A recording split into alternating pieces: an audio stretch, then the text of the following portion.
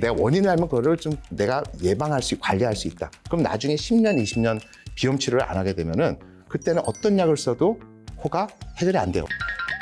이를 꾸준히 쓴다는 거는 그렇게 흉터가 안 잡히고 두꺼워지지 않고 건강하고 촉촉한 얇은 점막을 유지한다는 거죠.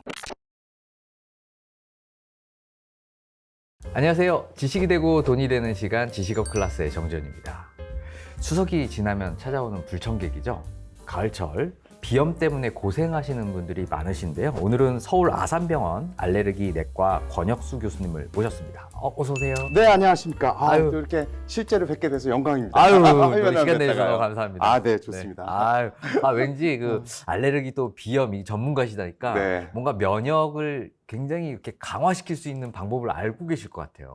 네. 그런 면도 오늘 좀 같이 얘기해 보면 좋을 것 같습니다. 아유, 감사합니다. 좀 네. 슬슬 노하우 좀 풀어주세요. 알겠습니다. 그러면요, 저는 이게 좀 궁금해요. 우리 환절기가 되면 네. 귀신같이 코가 네. 킁킁거리잖아요. 맞습니다. 그죠? 뭐 이렇게 흘러내릴 때도 네. 있고.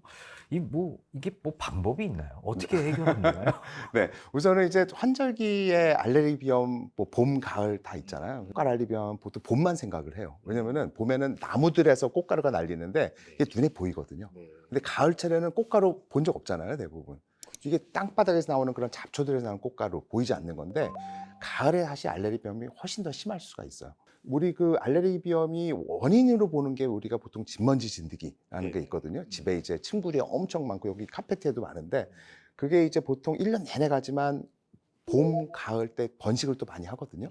그래서 그때도 많아져서 심해지는 거 있고 어쨌든 가을 되면 어쨌든 꽃가루 때문에 이 잡초 수많은 우리가 굳이 이름을 따지자면은 사철 쑥꽃가루, 돼지풀 꽃가루, 환삼덩굴 뭐 이런 식물들의 이제 꽃가루들이 어마어마하게 많으면서 그냥 난리가 납니다. 시작은 보통 8월 말부터 시작을 하고요.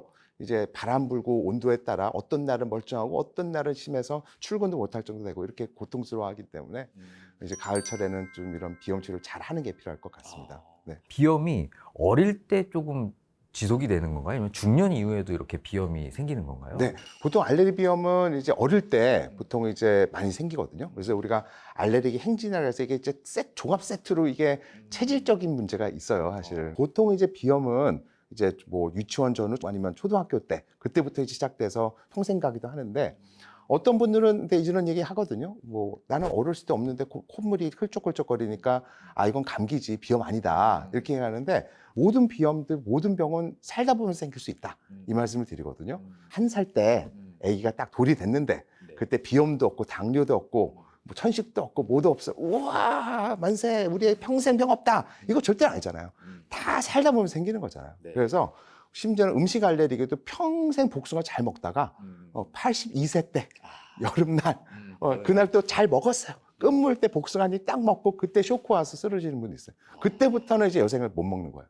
그러니까 모든 알레르기도 그렇고 살다 보면서 생길 수 있다. 비염도 생길 수 있다. 그렇게 이해하시는 게 맞습니다. 그렇군요. 근데 알레르기라는 게 실은 우리가 일상생활에서 그냥 흔히 접하는 이런 꽃가루라든지 진먼지라든지 뭐 음식이라든지 이게 우리 면역이 그냥 너무 특이하게 반응해서 나타나는 현상 아닌가요? 그러니까 알레르기는 면역력이 떨어져서 생긴 게 아니라 오히려 면역력이 쓸데없이 가해서 생기는 거예요. 너무 과민해서. 그렇죠. 문제는 기억력이 좋다는 거기 때문에 한 번 오해하고 착각하게 되면은 계속적으로 물론 이제 기억이 잊혀지기도 해요. 그래서 알레르기도 없어지기도 하지만 오래 간다.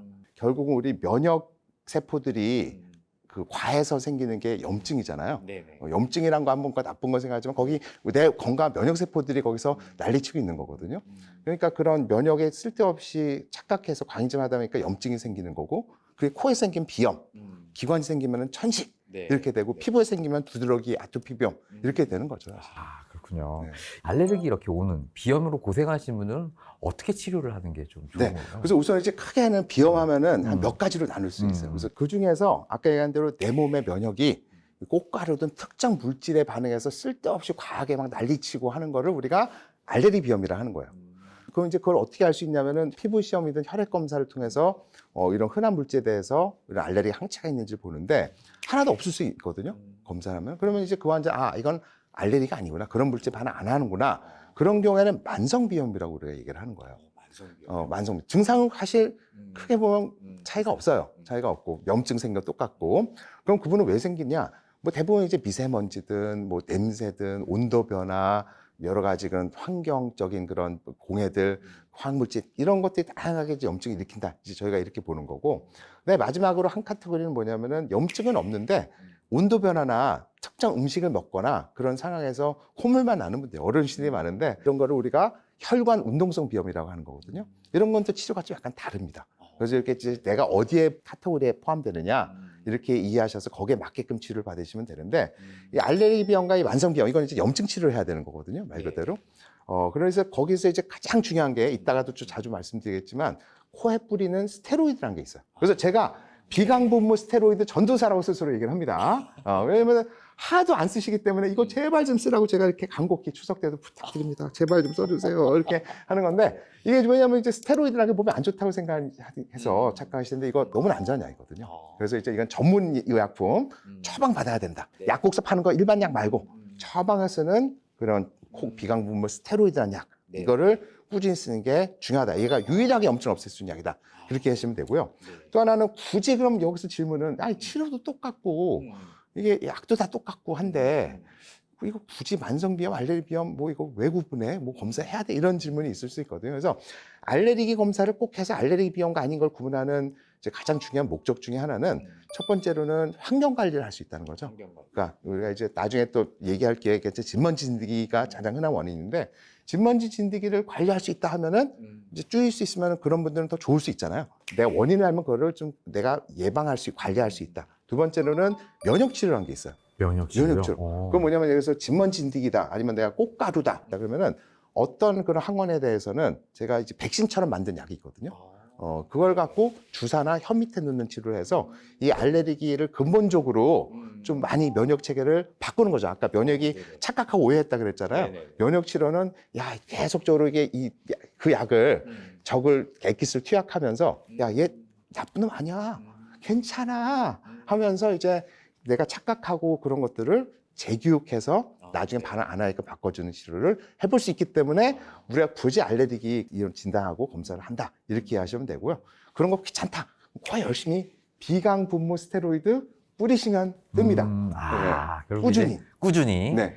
비강분무 스테로이드를 이제 접할 때 환자분들이 이제 이거를 안 써요. 제가 볼 때는 대한민국에서 처방되는 비강분무 스테로이드의 90%는 버려진다. 우선 안 뿌려요. 효과가 없다고 생각하고 부정걱정하고 그다음에 두 번째로는 본인이 비염이 있다고 잘 몰라요. 많은 분들 익숙함 때문에. 그래서 내가 그리고 의사한테 얘기도 안 해. 그래서 처방받을 기회를 애초부터 없어요. 몰라서. 그래서 전체 비염 환자의 극히 일부만 쓰고 있습니다. 첫 번째로는 많은 분들은 여기 가렵거든요. 눈 가렵고. 특히 이제 눈 가려우면 우리 알레르기 결망위원회에서 막 약국 놓잖아요. 오케이, 그것도 다 좋은데 결망 있는 환자는 대부분은 비염이 있어요. 왜냐면 꽃가루 눈에 들어와서 염증인데 코에 들어오면 염증 안 했겠습니까? 코는 그냥 내가 참 익숙하니까. 근데 눈 가려운 거는 특히 여성분들은 화장 지워지니까 못 참고 하거든요. 그 다음에 또 하나는 여기 내측 가려운 거 있거든요. 여기 엄청 막 누르고 이런 분들 많거든요. 이거는 또 남자든 여자든 이건 너무 괴로워요. 그리고 피날 정도로 긁는 분도 있거든요. 그럼 이거 눈이라고 생각하는데 이거는 코와 눈이 연결되는 거예요. 굳이 따지자면 해부학적으로는 오히려 코에 더 가까워요. 그래서 여기 가려운 분들의 대부분은 비염이 있는 거예요. 그래서 이거를 해결하는 방 안약, 항히스타민제 먹는 거 해보셨으면 알겠지만 효과 없습니다. 뭐해도 코에 비강분무 스테로이드를 뿌려야지 이것도 안 가렵고 눈도 안 가려운 거예요. 안쪽으로 쏙 들어가니까 여기가 그렇죠. 다 그리고 이게 괜찮아진다는 염증이 거죠? 위로 올라가기 때문에 그런 거거든요. 그렇기 때문에 이 눈 가려운 것 때문에 이제 보통 이제 치료를 원하시는 경우가 있거든요. 그런데 그럴 때 꼭 잘못된 치료하지 마시고 비강분무 스테로이드를 뿌리셔야 된다. 저는 이거를 꼭 강조드리고 싶고 두 번째로는 비강분무 스테로이드 같은 경우는 급성 효과가 없어요. 오늘 뿌린다고 효과가 없다는 거예요. 그래요? 그렇죠. 그러니까 이제 콧물이 막혔어, 뭐 막혀. 그래서 약국 가서 일반적으로 이제 파는 그 뿌리는 약은 대부분은 이제 그 항우열제라고 해서 혈관을 수축시켜서 부어 있는 점막을 쪼그라뜨리는 거거든요. 물리적으로 염증과 아무 상관없이 뻥 뚫리잖아. 와, 이거 진짜 겁나 좋다. 이러고 이제 계속적으로 그래서 약사가 보통 이렇게 중독되거든요. 그 점막이 안 좋아요. 혈관을 막 강제로 쪼그라뜨리니까. 그래서 5일 이상 쓰지 마세요. 한데 그 중독되면 이제 한 달, 1년 내내 쓰는 거죠. 절대로 안 되고요, 그거는. 근데 그거에 비해서 비강분무 스테로이드는 코에 뿌려봤자 물만 주르르 나오고 어떤 분은 약간 자극돼서 더 재채기 나오고 뭐 효과도 하나도 없네 이러고 이제 안 쓰는 거거든요. 근데 비강분무 스테로이드는 오늘 써서 효과는 없지만 꾸준히 누적 효과, 매일매일 써서 1주, 2주 됐을 때 최대 효과가 나타나는 거예요. 그렇기 때문에 이거를 꼭 효과를 보려면 2주 이상을 매일 써야 된다. 매일 네. 미리미리. 미리미리 써야 된다. 이제 그거를 꼭 강조를 드리고 싶고, 그러면 이제 사실 그럼 어떻게 그거를 매일매일 쓰느냐 이런 약을 하는데, 이 스테로이드의 오해를 좀 풀어야 되고요. 안정성. 스테로이드는 뭐 몸에 먹는 약은 안 좋죠. 그렇지만 코에 뿌리는 비강물 스테로이드는 99% 이상 내가 삼켰을 때 간에서 다 분해서 없어지는 거예요. 미국 FDA에서는 만 2세부터 허가가 나 있어요. 애기를 써도 된다. 그리고 노인까지 몇십 년을 써도 안전하다. 이렇게 이제 되어 있고, 두 번째로는 이거 코 오래 쓰면 뭐 이게 그런 오해들이 많이 있거든요. 이게 코 망가진다. 코에 구멍 뚫린다. 이런 게 있는데, 그것도 너무나 잘못된 오해죠. 그거는 예를 들어서 이게 어떤 이제 낭설은 아닌 게 옛날 스테로이드 있죠. 뿌릴 때 이 가운데 벽이 있거든요. 비중격. 거기다가만 뿌린 사람이 있었어.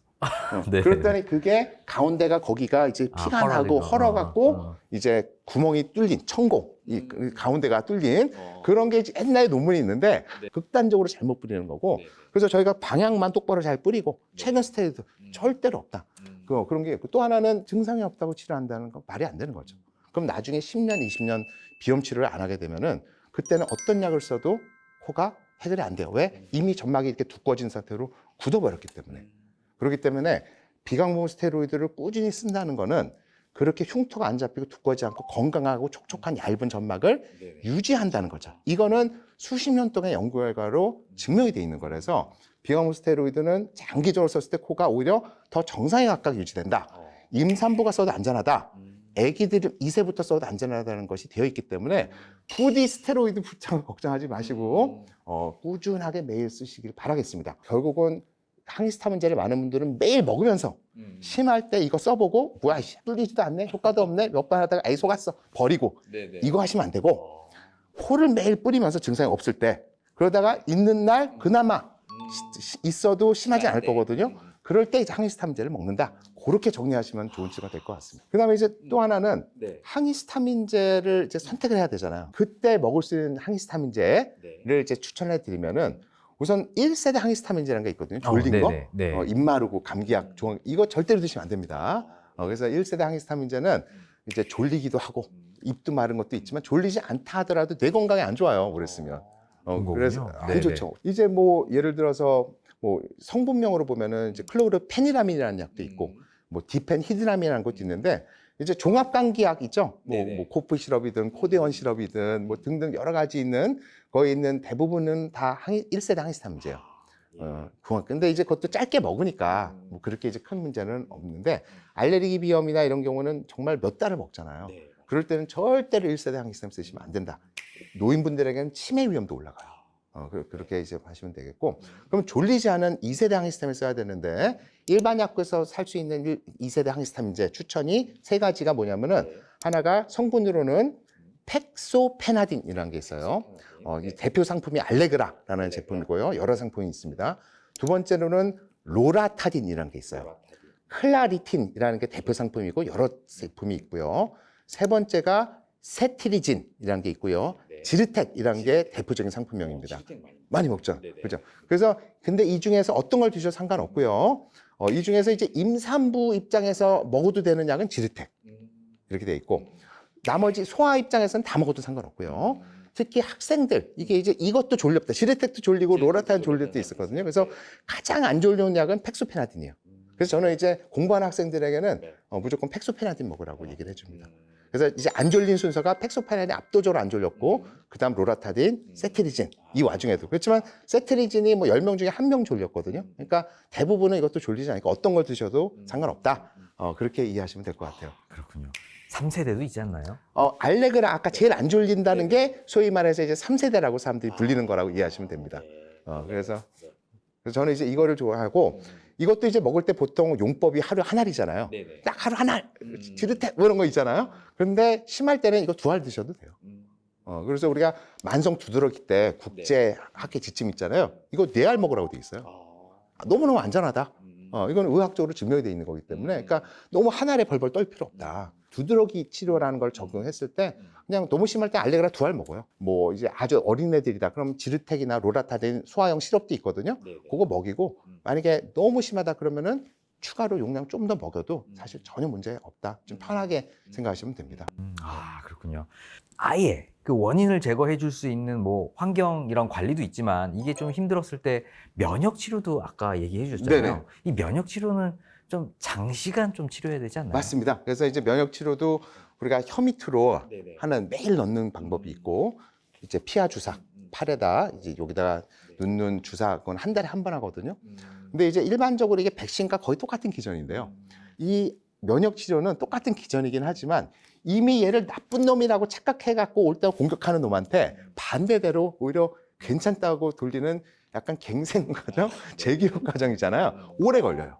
그래서 보통은 최소 3년에서 5년을 한다. 3년에서 5년이요? 네, 그렇게 이해하시면 됩니다. 쉽지 않겠다, 이거 선택하기가. 네. 오늘 교수님 뭐 얘기를 들어보니까 이제 비염 치료 어떻게 해야 되겠다라는 이 로드맵이 좀 쓰는 것 같아요. 아, 네. 네, 너무 뭐 유익한 시간 너무 감사합니다. 이 피부의 이 각질 이거는 내 몸이란 존재를 외부로부터 보호해주는 막이거든요. 아. 사실 최근에 나온 의학 많은 결과에서는 어릴 때 아토피 비염도 그렇고 어릴 때 식품 알레르기 생기는 가장 중요한 애초의 원인은 피부를 통해서 비롯되는 거다. 그래서 목표를 환자분들은 80, 90% 목표를 하지만 저는 120에서 150% 목표를 잡고 치료를 하시라. 그렇게 추천을 해드려요.